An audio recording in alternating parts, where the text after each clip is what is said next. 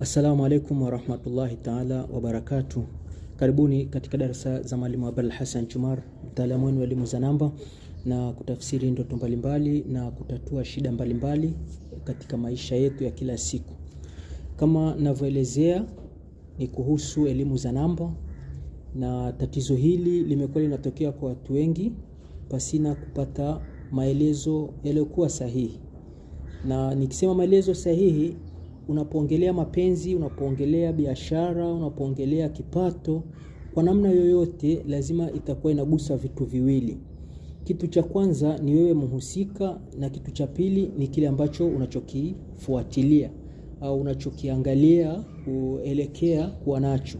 Kama ni mali, lazima ujiangalie wewe na hiyo mali kuna mafungamano gani. Kama ni mapenzi, lazima uangalie wewe na huyo unayempenda kuna mafungamano gani. Lakini pia hata kazi ile unayofanya au biashara unayofanya, lazima uangalie wewe na hiyo kazi kuna mafungamano gani kupitia elimu za namba. Elimu za namba inakuwa inakuonesha mwelekeo. Unatakiwa uanze lini, kama ni kwa kazi au biashara uanze lini, kutegemea na baada ya kuwa tumeangalia namba yako. Hizi namba huwa zinakuwa zinaitwa ni life number. Life number ina maana nyingine, lakini pia kuna kitu kinaitwa destiny. Destiny huwa inakuwa ni baraka au mafanikio katika maisha yako. Yaani unapokuwa umeangalia hiyo destiny yako, ndio itakayokupelekea kufanya malinganisho na kile unachotaka. Naelezea kwenye mapenzi kwa mfano, mwanamume destiny yake ni namba 6, ambayo inakuwa inahusisha mambo ya kifamilia zaidi. Atakuwa anaangalia familia, atakuwa ni mtu anaekea sana kwenye mambo ya ndoa, mambo ya nyumbani mwanamume. Na mwanamke akawa ni namba 2.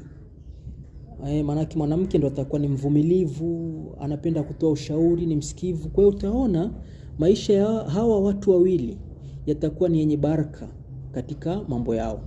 Lakini swali litakuja, hizi destiny zao zimetokana na ile miaka ambayo waliozaliwa, lakini wanakuja kuoana. Je, watakuja kuoana kwa hesabu zipi? Ambazo na zile hesabu pia zinataka ziangaliwe, ambazo zitakuwa zinatoa jawabu ya maisha yao. Kwa sababu katika maisha kuna mzunguko wa kila mwaka. Kwenda unaanza namba 1, namba 2, namba 3, namba 4, namba 5, namba 6, namba 7, namba 8 na namba 9. Kwa hiyo utaona namba 1 inakuwa ni ya kuanza. Alafu kuna vitu vinaendelea navyo vina tafsiri zake. Lakini namba 9 inakuwa ni hitimisho, yani kumalizia.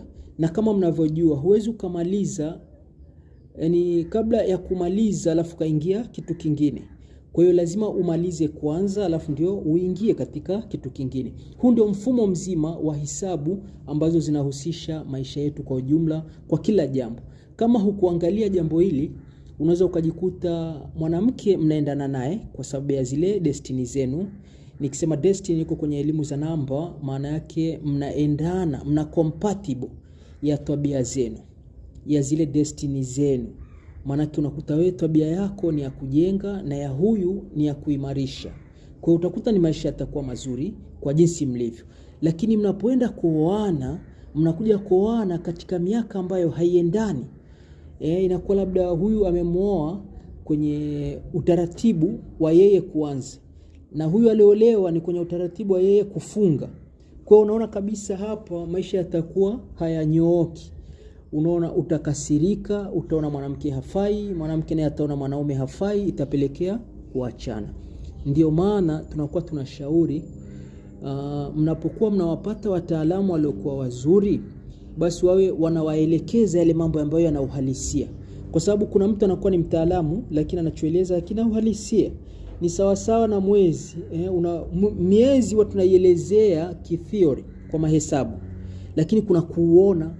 Ukamwambia mtu leo ni full moon, kwa mahesabu uliyoyapata uko sahihi. Lakini je, akienda kutazama nje kwa kuona, ataona kweli iko full moon? Kwa hiyo na haya mambo yako hivyo kwenye mambo ya utatuzi, unaweza muona mtaalamu akakuelezea kwa zile nadharia zake.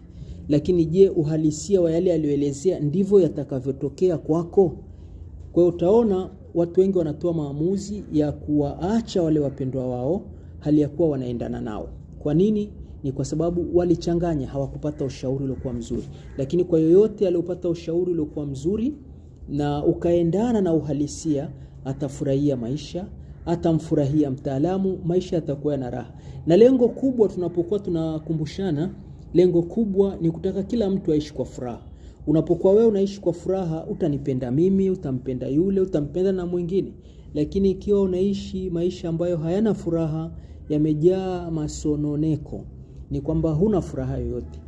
Utaona muda wote wewe ni hasira, kisirani, na haipendezi kwa binadamu.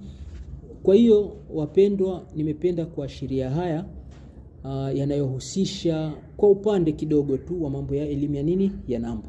Lakini kuna mambo mazito ambayo kila mtu anatakiwa awe anayajua katika maisha yetu ya kila siku.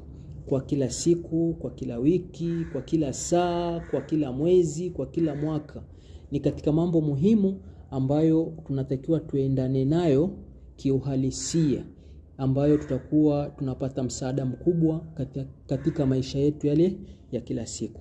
Ni mimi mtaalamu wenu Mwalimu Abul Hassan Jumar, mtaalamu wa elimu za namba na kutafsiri ndoto mbalimbali na kutatua shida mbalimbali. Asanteni sana na karibuni wote.